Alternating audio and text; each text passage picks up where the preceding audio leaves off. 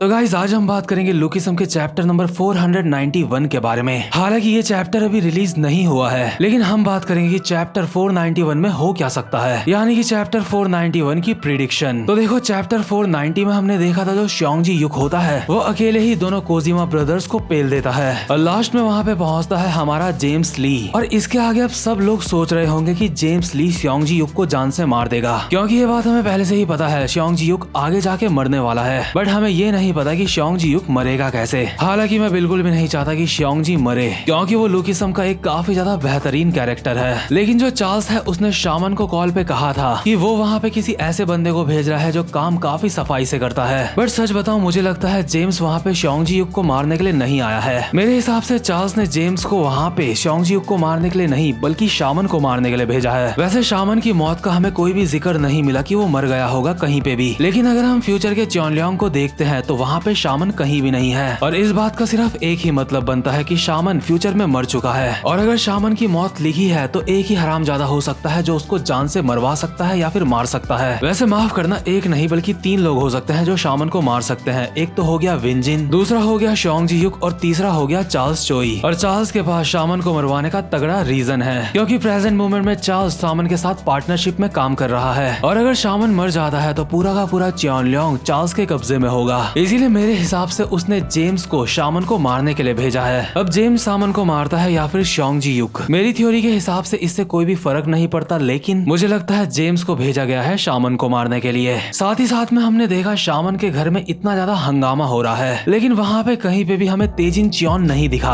आखिर तेजिन चियोन कहाँ है? तो मुझे लगता है कि हो सकता है तेजिन चियोन इस वक्त पहाड़ में हो, जहाँ पे विंजिन लोगों का घर है, जहाँ पे विंजिन लोग रहते हैं और तेजिन वहाँ पे जाके जान से मार देगा विंजिन की मुंह बोली बहन को। और ये बात तो हमें पहले से ही पता है, तेजिन ही विंजिन की मुंह बोली बहन को जान से मारता है और यही सबसे ज्यादा सही समय है तेजिन के पास विंजिन की मुंह बोली बहन को जान से मारने का। इसलिए हो सकता है तेजिन चैप्टर 491 में पहाड़ में होगा, या फिर हो सकता है उससे आगे वाले चैप्टर में वो विंजिन की बहन को जान से मारने वाला कांड करेगा। और साथ ही साथ में चार्ल्स शामन को क्यों मरवाएगा ये मुझे इसलिए भी लगता है क्योंकि हमने एक फ्यूचर वाले एपिसोड में देखा था कि चार्ल्स च्योनलियांग में आया होता है वहाँ का रीडेवलपमेंट करने के लिए, और साथ ही साथ में उस वक्त च्योनलियांग में स्टीव हॉन्ग भी आया होता है, यानी कि हमारे जे का फादर। और जिस समय ये दोनों बड़े बिजनेसमैन वहाँ पे थे उस वक्त शामन का वहाँ पे नामो निशान भी नहीं था, यानी कि उस वक्त तक शामन को चार्ल्स ने क्लीन बोल्ड करवा दिया होगा। और अब सवाल ये उठता है, अगर जेम्स श्योंगजी युक को जान से मारने के लिए नहीं आया है तो श्योंगजी युक की मौत होगी कैसे? तो देखो यार, ये बात का जवाब तो अभी किसी के भी पास नहीं है, लेकिन ये बात पक्की है कि श्योंगजी को पता है कि अब वो मरने वाला है और श्योंगजी मन में यही सोच लेके शामन के घर में गया था कि वो वहाँ पे शामन को जान से मार देगा और खुद भी मर जाएगा। और मैं ऐसा इसलिए कह रहा हूँ क्योंकि श्योंगजी जब पहाड़ से नीचे शामन को मारने के लिए आ रहा था उस वक्त उसने अपनी दवाइयाँ भी जला दी थी, और अपनी दवाइयाँ जलाने का मतलब तो यही बनता है कि अब वो दवाइयाँ नहीं खाना चाहता या फिर वो खा ही नहीं पाएगा, क्योंकि उसको पता है कि वो आगे मरने वाला है। तो गाइस ये थी मेरी प्रिडिक्शन चैप्टर नंबर 491 को लेके। और अब बात कर लेते हैं जेम्स और गन की। देखो कुछ लोग बोल रहे थे कि गन जेम्स से ज्यादा कमजोर है क्योंकि श्योंगजी युक ने अकेले ही दोनों कोजिमास को हरा दिया है और गन एक अकेले कोजिमा से टक्कर की फाइट कर रहा था, इसलिए श्योंगजी भी गन से ज्यादा ताकतवर है। लेकिन भाई लोग, ये मैंने आपको पहले भी कहा है कि गन की आदत है खेलने की। ऐसे तो वो लकड़ी की तलवार वाला रियोहे उसने भी गन के काफी सारे हिट्स मारे थे, तो क्या इसका मतलब ये बनता है कि रियोहे भी गन की टक्कर का है? देखो यार, गन बस खेलता है, उसको खेलना पसंद होता है। जब गन की एक कोजिमा के साथ फाइट हो रही थी तो तुम उसके फेस का रिएक्शन देखो, वो कितना ज्यादा खुश लग रहा था। गन एक ऐसा बंदा है जिसके लिए फाइट ही सब कुछ है और वो उसको एंजॉय करने के लिए कुछ भी कर सकता है। और देखो दोबारा से मैं रियोहे की बात करता हूँ, पहले रियोहे लकड़ी की तलवार से गन को काफी अच्छी तरह से टक्कर दे रहा था, लेकिन उसके बाद गन ने उस बच्चे की लकड़ी की तलवार तोड़ दी और वहीं पर रियोहे का खेल खत्म। और इसीलिए तुम गन को इस बात से जज नहीं कर सकते कि वो एक कोजिमा के साथ टक्कर की फाइट कर रहा था और श्योंगजी ने 3 अटैक में ही दोनों कोजिमास को साथ में निपटा दिया, और इसलिए श्योंगजी गन से ज्यादा ताकतवर है। देखो इसमें कोई भी शक वाली बात नहीं है कि श्योंगजी ताकतवर है, जो कि मुझे पहले से ही लगता था। मुझे लगता है श्योंगजी और गन की अगर फाइट होती है